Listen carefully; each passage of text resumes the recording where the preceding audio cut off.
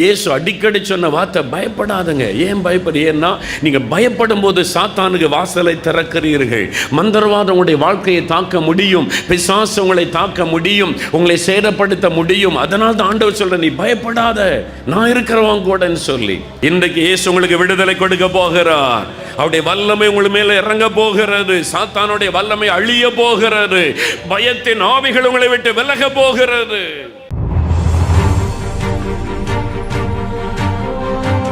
என்ன ஆசீர்வாதத்தை ஆண்டவரிடத்தில் பெற வேண்டுமானாலும் விசுவாசம் இல்லாமல் பெற்றுக்கொள்ள முடியாது. உங்களுக்குள்ள ஒரு நிரந்தரமான ஆறுதலை கொண்டு வருகிறவர் இயேசு. ஆகவேதான் அவர் சொல்லுகிறார், நானே உங்களுக்கு ஆறுதல் செய்கிற தேவன்.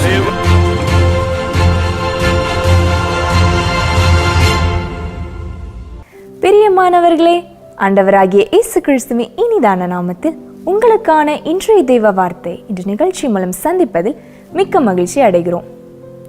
நாம் வாழும் இந்த உலகில் மனிதர்கள் அநேகர் பிசாசின் வல்லமையால் கட்டப்பட்டு வியாதி, கடன், பாவம், சாபம் ஆகியவற்றில் சிக்கி நிம்மதியை இழந்து தன் உயிரை தானே மாய்த்து கொள்ளும் அவல நிலைக்கு இன்று மனிதர்கள் அநேகர் இருக்கிறார்கள். நீங்களும் இப்படிப்பட்டதான சூழ்நிலையில் சிக்கி நிம்மதி இழந்து பயத்தோடு காணப்படுகிறீர்களா? பிசாசை சிலுவையில் ஜெயித்த இயேசு கிறிஸ்துவின் வல்லமை பெரிது. வல்லமையுள்ள ஆண்டவராகிய இயேசு கிறிஸ்துவினிடம் உங்கள் வாழ்க்கையை ஒப்புக்கொடுங்கள். பிசாசின் வல்லமையிலிருந்து அவர் பரிபூர்ண விடுதலையை உங்களுக்கு தருவார். நம்பிக்கையோடு நிகழ்ச்சியை பாருங்கள். இப்பொழுதும் நமது அன்பு சகோதரர் மோகன் சிலாஸ்டர்ஸ் அவர்கள் தேவ செய்தி அளித்து உங்கள் ஆசீர்வாதத்திற்காக சிறப்பு பிரார்த்தனை ஏறெடுப்பார்கள்.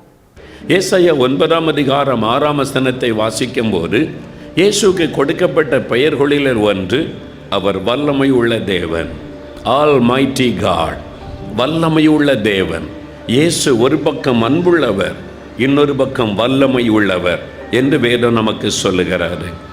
ஆதியாகமம் 17:1 வாசிக்கும் போது ஆபிரகாமுக்கு தேவன் தரிசனமாகிறார். ஆபிரகாம் என்கிற வயதான மனிதன், அவனுக்கு குழந்தைகள் இல்லை, சரீரம் செத்துவிட்டது, அவருடைய மனைவியினுடைய கர்ப்பம் செத்துவிட்டது, இனி குழந்தை பிறப்பதற்கு வாய்ப்பில்லாத ஒரு சூழ்நிலை.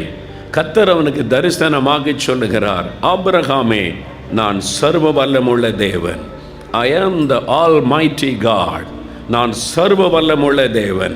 உன் சரீரம் மரித்து விட்டதா? உன்னுடைய சரீரத்தின் மூலமாக உன் சாராளுடைய கர்ப்பம், மனைவியுடைய கர்ப்பம் செத்து விட்டதா? அதே கர்ப்பத்தில் ஒரு குழந்தையை நான் உண்டாக்க முடியும் என்று ஆண்டவருடைய குழந்தையை கொடுத்து ஆசீர்வதித்தது வேதத்தில் வாசிக்கிறோம். அவர் சர்வ வல்லமுள்ள தேவன். பிரியமானவர்களே, ஒரு சமயம் அமெரிக்கா தேசத்திற்கு நான் ஊழியத்திற்கு சென்றிருந்த பொழுது சான் பிரான்சிஸ்கோ என்கிற பட்டணத்தில் ஒரு கூட்டம் நடைபெற்றது.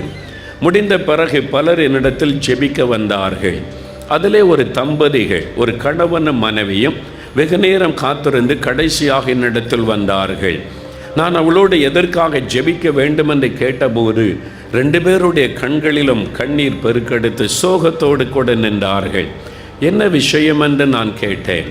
அவள் சொன்னார்கள், எங்களுக்கு குழந்தை இல்லை, திருமணமாக எத்தனை வருடம் ஆயிற்று? சில வருடங்களை சொன்னார்கள். சரி, ஆண்டவர் உங்களுக்கு தருவார் என்று நான் ஆறுதல் படுத்த ஆரம்பித்த போது அவள் சொன்னாள், இல்லை பிரதர், இந்த அமெரிக்காவில் தான் அதற்கு சிறந்த மருத்துவம் இருக்கிறது, அதெல்லாம் நாங்கள் பார்த்து விட்டோம். எந்த மேன்மையான பிரபலமான ஆஸ்பத்திரிக்கு சென்று இங்கே கை தேர்ந்த டாக்டரிடத்தில் போய் நாங்கள் எங்களை காண்பித்து எல்லாவற்றையும் செய்து விட்டோம், எல்லாம் ஃபெயிலியர் ஆகிவிட்டது. கடைசியில் அவர்கள் சொல்லிவிட்டார்கள், உங்களுக்கு குழந்தை பிறப்பதற்கான வாய்ப்பே கிடையாது, உங்களுக்கு குழந்தை பிறப்பதற்கான வாய்ப்பே கிடையாது, இனிமேல் அதை குறித்து யோசிக்காதீர்கள், முயற்சிக்காதிருங்கள், ஒருவேளை தத்தெடுக்கிற காரியத்தை நினைத்து பாருங்கள் என்பதை போல மருத்துவர்கள் சொல்லிவிட்டார்கள். அதுதான் அவருடைய உள்ளத்தை அதிகம் உடைத்து விட்டது. மருத்துவம் சொல்லிவிட்டது, இனிமேல் உங்களுக்கு வாய்ப்பே இல்லை என்று. ஆகவே ரொம்ப மனம் சோர்ந்து வந்து என்னிடத்தில் நின்றார்கள். நான் சொன்னேன், டாக்டர்ஸ் தானே எப்படி சொன்னார்கள், ஆண்டவர் அப்படி சொல்லவில்லையே, பயப்படாதிருங்கள், மனிதனால் கூடாதவைகள் தேவனால் கூடும். மரித்து போன ஆபிரகாமுடைய சரீரத்திலும் அந்த சரீரத்தை கொண்டு மரித்து போன சாராளுடைய கர்ப்பத்துக்குள்ளே ஒரு குழந்தையை உருவாக்கவரால் முடியுமானால் உங்களுக்கும் ஒரு அற்புதத்தை செய்ய முடியும். அவர் சர்வ வல்லமுள்ள தேவன் என்று நான் சொல்லி அவளுக்காக நான் ஜெபித்தேன். ரொம்ப பாரத்தோடு அந்த பிள்ளைகள் வந்திருந்தபடியினால் கண்ணீரோடு அவளுக்காக ஜெபித்து முடித்தேன். கட்டாயம் ஆண்டவர் உங்களை ஆசீர்வதிப்பார். நீங்கள் டாக்டர் சொன்னதை, உங்களுடைய சரீரத்தை அவங்க பரிசோதித்து விட்டு உள்ளதை சொல்லி இருக்கிறார்கள். ஆனால் அவர் சர்வ வல்லமை உள்ள தேவன், பயப்படாதீர்கள் என்று சொல்லி நான் கடந்து வந்தேன். கிட்டத்தட்ட 1 வருடம் கழிந்தது. ஒரு நாள் 4 மாவடியில் ஒருத்தர் சொன்னாங்களா, அமெரிக்காவில் இருந்து ஒரு தம்பதிகள் வந்திருக்கிறாங்க, அவங்க எப்படியாவது உங்களை பார்க்க வேண்டும் என்று தமிழ்நாட்டில் வேறு இடத்துலேருந்து ரொம்ப தூரத்துலேருந்து பிரயாணப்பட்டு நம்முடைய கிராமத்தை கண்டுபிடித்து வந்திருக்கிறேன், எப்படியாவது பிரதரை பார்க்க வேண்டும் என்று சொல்லுகிறார்கள் என்று சொன்னார்கள். அவளை அழைத்து வாருங்கள் என்று சொன்னபோது நான் அங்கே சந்தித்த அதே தம்பதிகள் கணவன் மனைவியும் வந்திருந்தார்கள். அந்த சகோதரின் கையில் அழகான ஒரு குழந்தை இருந்தார். குழந்தையோடு வந்து நின்று சொன்னார்கள், நாங்கள் இனிமேல் அவ்வளவுதான் என்ற மருத்துவம் கைவிட்ட போது, இல்லை ஆண்டவர் உங்களை ஆசீர்வதிப்பார் என்று எங்களுக்காக ஜெபித்தீர்களே, ஆண்டவர் எனக்கு ஒரு குழந்தையை தந்து விட்டார், அதை உங்களிடத்தில் காண்பிக்க வேண்டும் என்றுதான் நாங்கள் இவ்வளோ தூரம் பிரயாணப்பட்டு வந்தோம் என்று சொன்னார்கள். அவர் சர்வ வல்லமுள்ள தேவன். இன்றைக்கு உங்கள் வாழ்க்கையில் முடிந்தது, இனிமேல் அவ்வளவுதான் என்று நினைக்கிறீர்களா? ஆண்டவர் சொல்லுகிறார், நான் சர்வ வல்லமுள்ள தேவன் என்பதாக. எனக்கு அன்பானவர்களே, மதுரையில் ஒரு நண்பரை நான் சந்தித்தேன். அவருடைய வாழ்க்கையில் நடந்த சம்பவம் என்னை அதிர வைத்தது. அவர் கிறிஸ்துவை அறியாத குடும்பத்திலிருந்து இயேசுவை ஏற்றுக்கொண்டார். ஒரு கொடிய நோய் டிபி அவரை தாக்கினதினாலே எலும்புகள் அரித்து விட்டது. இரத்தமாய் வாந்தி எடுத்தார். ஆஸ்பத்திரியிலே கொண்டு போய் அவரை சேர்த்தார்கள். அவருடைய குடும்பத்தார் சொன்னால், இயேசு இயேசு என்று சொன்னாயே, இந்த இயேசு இதுதான் உங்களுக்கு செய்ய முடியும், அவரையே போய் பார்த்துக்கொள் என்று ஒருவரும் உதவி செய்ய முன் வரவில்லை. அவருடைய மனைவி சின்ன சின்ன பிள்ளைகளை வைத்து அவர் சொன்னார், 2 வருடங்கள் ஆஸ்பத்திரியிலே தொடர்ந்து இருந்து 3 ஆப்ரேஷன்கள் நடைபெற்றது. 3 ஆப்ரேஷன்கள் மூலம் அவருடைய 10 விலா எலும்புகள் அப்புறப்படுத்தப்பட்டது. 10 விலா எலும்புகள் 2 பக்கமும் அந்த நோய் அரித்து விட்டதுனால அது அப்புறப்படுத்தப்பட்டு விட்டது. ஆகவே அவர் 2 வருஷம் ஆஸ்பத்திரியும் வீடுமாய் அலைந்து கஷ்டப்பட்டார். கடைசியில் இனிமேல் நல்லா இருக்கலாம் என்று வீட்டுக்கு வந்தார். சில மாதங்கள் மறுபடியும் இரத்த வாந்தி எடுத்தார். ஆஸ்பத்திரிக்கு கொண்டு போனார்கள். ஆஸ்பத்திரியிலே சேர்க்கப்பட்டார். ஒரு அரசாங்க ஆஸ்பத்திரியிலே ஒரு நாள் அவர் இரத்தமாய் அதிகமாய் வாந்தி எடுத்தபோது இரவு நேரம் டாக்டர்ஸ் ஓடி வந்து பார்த்தார்கள். முடிந்தது, இதற்கு மேல் அவர் பிழைக்க வாய்ப்பில்லை என்று சொல்லி அந்த ஜென்ரல் வார்டில் ஒரு ஸ்க்ரீனை அந்த பெட்டை சுற்றிலும் போட்டுட்டு, இனிமே அவ்வளோதாமா, ஒரு நர்ஸை நீ வாட்ச் பண்ணிக்க, எந்த நேரத்தில் அவர் மரித்து போகலாம் என்று.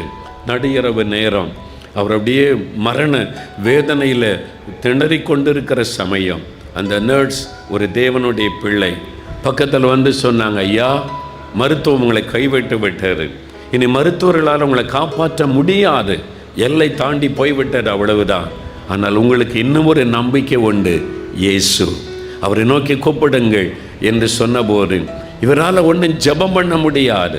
சரீரத்திலெல்லாம் பலனை இழந்து பலவீனப்பட்டு இயேசு இயேசுவே இயேசுவே அந்த பேரை மட்டும்தான் சொல்ல முடிந்தது. அப்படியே அவர் சொல்லி கொண்டிருந்தார். நடுவரவு நேரம் அமைதியான சூழ்நிலை. அவர் நினைத்து பார்த்தார், மனைவி பிள்ளைகள் நாளை காலை என்னை பார்க்க ஆஸ்பத்திரிக்கு வரும்போது நான் பிணமாக கிடந்தால் என் மனைவி பிள்ளைகளுடைய நிலைமை என்ன? ஒரு பக்கம் கலக்கம், அடுத்த பக்கத்தில் இயேசுவே இயேசுவே என்று முனகி கொண்டிருந்தார். திடீரென்று ஒரு சத்தம் இடி முழக்கத்தை போல துவனித்ததாம். நான் சர்வ வல்லமையுள்ள தேவன், நான் உன் தேவனாகிய கர்த்தர், நான் உன்னை எழுப்புவேன். I am your God, I am the Almighty God, I will raise you up. நான் உன்னை எழுப்புவேன். அந்த குரல் இடி முழக்கத்தை போல துவனித்தது. கண்ணை மூடி இயேசு இயேசு என்று சொல்லி கொண்டிருந்தவர் யாரோ என்கிட்ட பேசுகிறாங்களேன்னு கண்ணை திறந்து பார்த்தார். பக்கத்தில் யாரும் இல்லை, தனித்திருக்கிறார். மிகுந்த அமைதியான சூழ்நிலை. என் மன பிரமையாக இருக்குமோ என்று மறுபடியும் கண்ணை மூடி இயேசுவே இயேசுவே என்ற பெயரை மாத்திரம் சொல்லி கொண்டிருந்தார். 2வது முறை இந்த குரல் ஒலித்தது, நான் சர்வ வல்லமுள்ள தேவன், உன் தேவனாகிய கர்த்தர், நான் உன்னை எழுப்புவேன். அது ஆண்டவருடைய குரல் என்பதை அவர் உணர்ந்த சமயம் ஒரு வல்லமை அவருடைய சரீரத்திற்குள்ளே இறங்கினார். அந்த பலவீனத்தின் கட்டுகள் அறுக்கப்பட்டது, வலிகள் மறைந்தது, நோய் வெளியேறினதை உணர்ந்தார். படுக்கலை எழுந்து அமர்ந்து விட்டார். நடுஇரவு நேரம் சத்தமிட்டார், நான் சுகமாகிவிட்டேன் என்று. நான் சுகமாகிவிட்டேன். நர்ஸ் ஓடி வந்தார்கள். என்ன நடந்தது? இப்படி ஒரு குரலை கேட்டேன், ஆண்டவர் இயேசு என்னை குணமாக்கி விட்டார். டாக்டர்ஸ் ஓடி வந்து பரிசோதித்தார்கள். என்ன நடந்தது உங்களுக்கு? எப்படி ஆயிற்று இது? நான் விசுவாசித்தேன், இயேசு இந்த மாதிரி என்னோடு பேசி என்னை குணமாக்கி விட்டார் என்று. நான் மதுரையில் அவரை சந்தித்த போது தன் சட்டை கழட்டி காண்பித்தார். 10 விலா எலும்புகள் இல்லை. அவர் சொன்னார், 10 விலா எலும்புகள் இல்லாத நான் இன்றைக்கு உயிரோடு இத்தனை பலத்தோடு நடந்து கொண்டிருக்க காரணம், நான் விசுவாசிக்கிற இயேசு உயிரோடு கூட இருக்கிறார். அவர் சர்வ வல்லமுள்ள தேவன். நாம் இன்றைக்கு யாருடைய பாதபடியில் கூடி வந்திருக்கிறோம்? யாரை பார்க்க வந்திருக்கிறோம்? மோகலாசரஸை அல்ல. மோகலாசரஸ் உங்களை போல பாடுள்ள சாதாரண மனிதன். நாளைக்கு மரித்தால் அடுத்த நாள் அடக்கம், அதோடு அவனுடைய வாழ்க்கை முடிந்தது. ஒரு மனிதனுக்காக வரவில்லை. நான் பிரசங்கம் பண்ணுகிற இயேசுவுக்காக வந்திருக்கிறோம். நான் பிரசங்கம் பண்ணுகிற இயேசு மரித்தும் உயிரோடு இருக்கிறவர். அவர் சர்வ வல்லமை உள்ள தேவன்.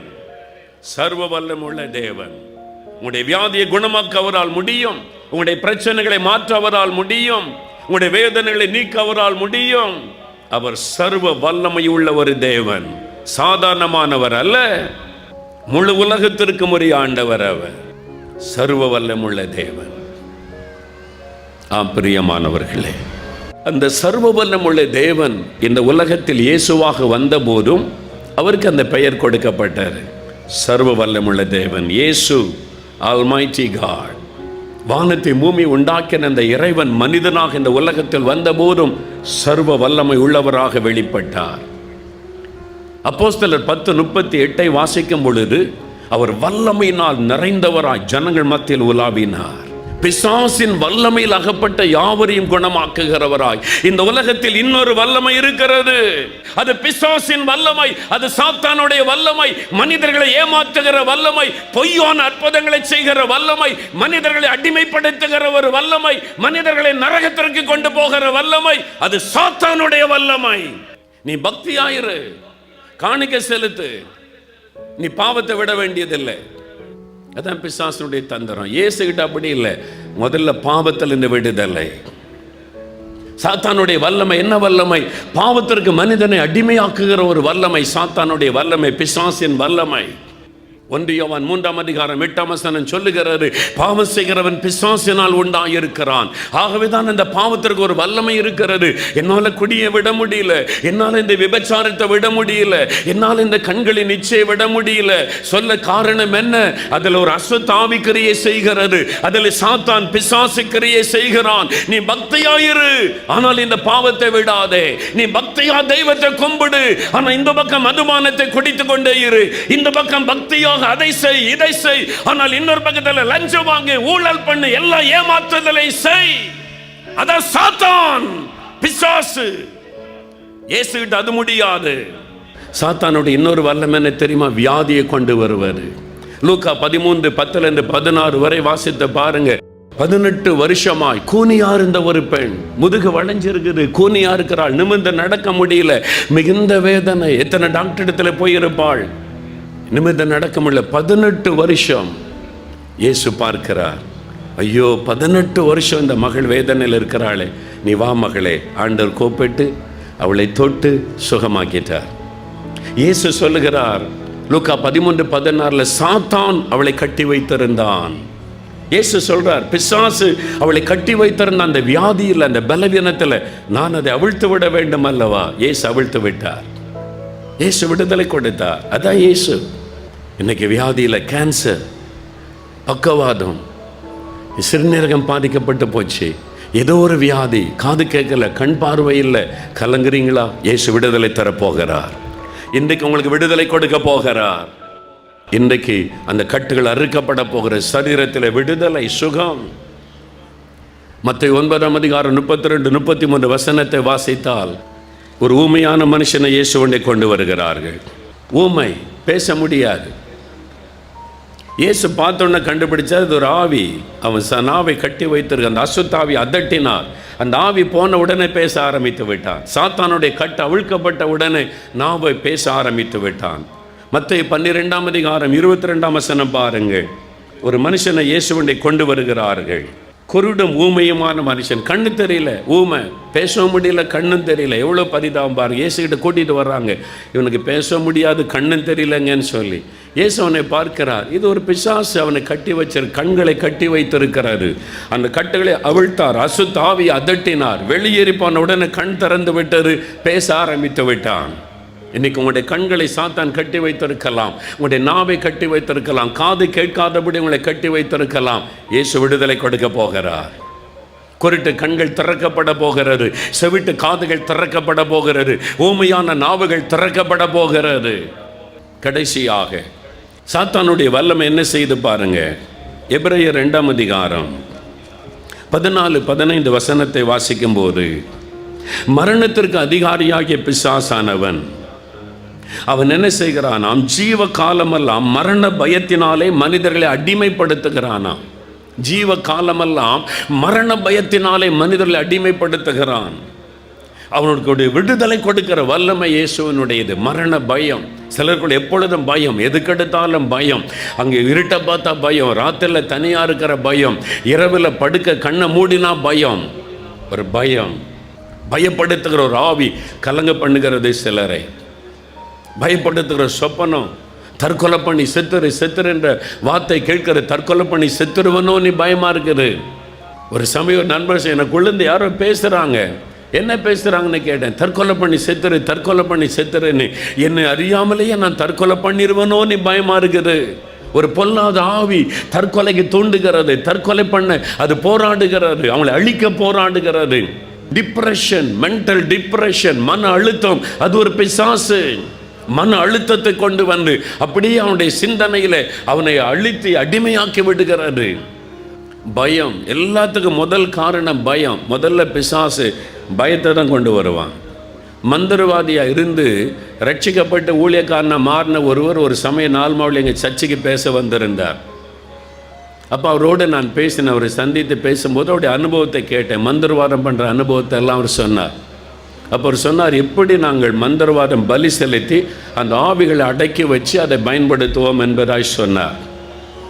அப்போ அவர் சொன்னார், முதலாவது நாங்கள் செய்கிற காரியம், ஒரு மனிதனை தாக்க ஒரு ஆவி அனுப்பும் முன்னால் பயப்படுத்துகிற ஒரு ஆவி அனுப்புவோம். ஒரு ஆவி போய் அவனை பயப்படுத்தும். அவனுக்குள்ள பயம் வந்தால்தான் எங்களுடைய மந்திரவாதம் அவன் மேல் பலிக்கும். அவர் சொன்னார், இயற்கையாகவே சிலருக்கு பேயாவது பிசாசாவதுன்னு எதுக்குமே பயப்பட மாட்டாங்க. அந்த மாதிரி ஆள் மேலே எங்களுடைய மந்திரம் கூட பலிக்காதுன்னு சொன்னார்.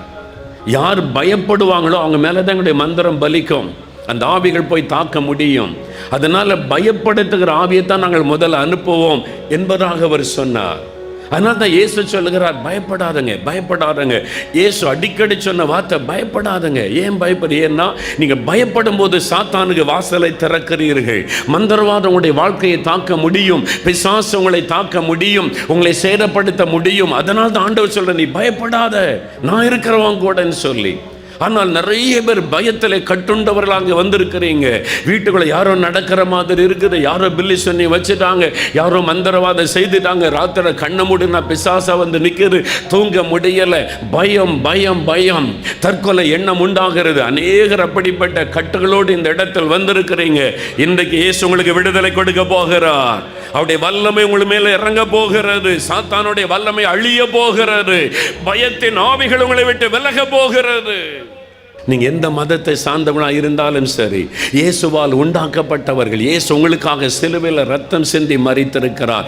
இயேசு கிறிஸ்தவர்களுக்காக மாத்திரம் சிலுவை சுமந்து மரிக்கவில்லை, முழு உலகத்திற்காக. ஆகவே தான் உலகத்தின் பாவத்தை சுமந்து தீர்க்கிற அதே ஆட்டுக்குட்டியாக இயேசு வெளிப்பட்டார். ஆகவே தான் உலகத்தின் இரட்சகர் என்று இயேசுவுக்கு பெயர் சொல்லப்பட்டிருக்கிறது.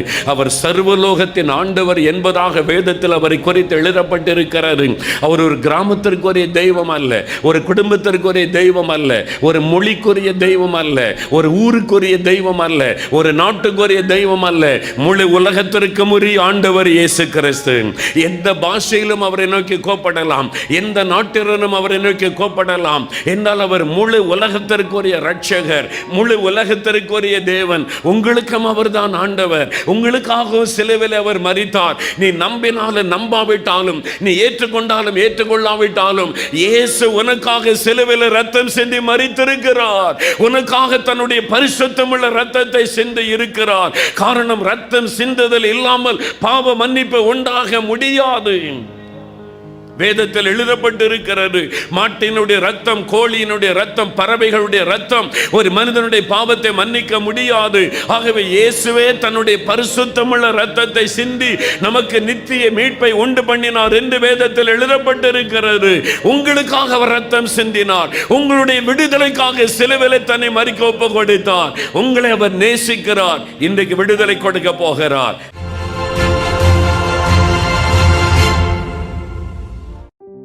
பிரியமானவர்களே, ஆண்டவருடைய வார்த்தை உங்களை சந்தித்திருக்கிறாரு. ஏதோ ஒரு விதத்தில் பிசாசினால, அசுத்த ஆவிகளினால பாதிக்கப்பட்டு நீங்கள் கலங்கின்னு இருக்கலாம். இன்னைக்கு உங்களுக்கு விடுதலையின் நாள். ஆண்டவர் உங்களோடு பேசியிருக்கிறார்ல. இப்போ நம்ம ஜெபிக்கலாம். தகப்பனே, நசரேயனாக இயேசுவின் நாமத்தில் உம்முடைய பிள்ளைகளுடைய விடுதலைக்காக ஜெபிக்கிறேன். பொல்லாத ஆவிகள், மந்திர பில்லிசூனிய கிரியைகள், இந்த பிள்ளைகளுக்கு விரோதமாய், குடும்பத்துக்கு விரோதமாய் எழும்புகிற அந்த பொல்லாத ஆவிகளை நான் இயேசுவின் நாமத்தில் கடிந்து கொள்ளுகிறேன். இந்த ஆவிகள் விலகட்டும் இயேசுவின் நாமத்தினால். யார் யார் இயேசுவே என்று இயேசுவின் நாமத்தை சொல்லி கோப்படுகிறார்களோ ஒவ்வொருவர் மீதும் இயேசுடைய இரத்தத்தை தெளித்து நான் ஜெபிக்கிறேன். இயேசு கிறிஸ்துவின் நாமத்தில் விடுதலை உண்டாகட்டும். இனி அந்த வீட்டுக்குள் சத்துருடைய தொந்தரவு இருக்கவே கூடாது.